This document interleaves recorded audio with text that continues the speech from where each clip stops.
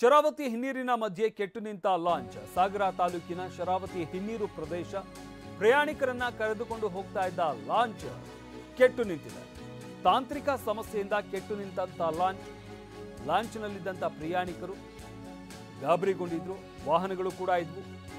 ಸೇತುವೆ ಕಂಬಕ್ಕೆ ಡಿಕ್ಕಿ ಹೊಡೆಯುವಂತ ಸಾಧ್ಯತೆ ಇತ್ತು. ಅಂದ್ರೆ ಕೆಟ್ಟು ನಿಂತರೆ ಸಾಮಾನ್ಯವಾಗಿ ಗಮನಿಸಿರ್ತೀವಿ, ಅದು ಬೋಟ್ ಯಾವ ಕಡೆ ಬೇಕಾದರೂ ಹೋಗುವಂಥ ಸಾಧ್ಯತೆ ಇರುತ್ತೆ. ಆದರೆ ಅಲ್ಲಿದ್ದಂತಹ ಸಿಬ್ಬಂದಿಯ ಸಮಯ ಪ್ರಜ್ಞೆಯಿಂದ ಭಾರಿ ಅನಾಹುತವನ್ನು ತಪ್ಪಿದೆ. ಇನ್ನು ಕಾಮಗಾರಿಯ ಬೋಟ್ ಮೂಲಕ ಲಾಂಚ್ ಶಿಫ್ಟ್ ಮಾಡಲಾಗಿದೆ. ಲಾಂಚ್ಗೆ ಹಗ್ಗ ಕಟ್ಟಿ ದಡಕ್ಕೆ ಕರ್ಕೊಂಡ್ಬಂದಿದ್ದಾರೆ ಸಿಬ್ಬಂದಿ. ಗಮನಿಸ್ತಾ ಇದ್ದೀವಿ. ಅಂದರೆ ಅಲ್ಲಿ ಸೇತುವೆ ಕಾಮಗಾರಿ ಏನು ನಡೀತಾ ಇದೆ, ಅದಕ್ಕೆ ಬಳಸ್ಕೊಂಡಿದ್ದಂತಹ ಆ ಬೋಟ್ ಏನಿದೆ, ಆ ಬೋಟನ್ನು ತೆಗೆದುಕೊಂಡು ಬಂದು ಲಾಂಚನ್ನು ಸೇಫ್ ಆಗಿ ದಡಕ್ಕೆ ಸೇರಿಸಲಾಗಿದೆ.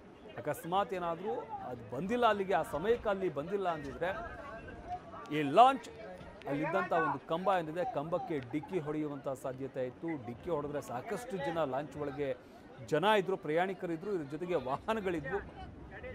ಏನು ಬೇಕಾದ್ರೂ ಅನಾಹುತ ಆಗುವಂತಹ ಸಾಧ್ಯತೆ ಇದೆ.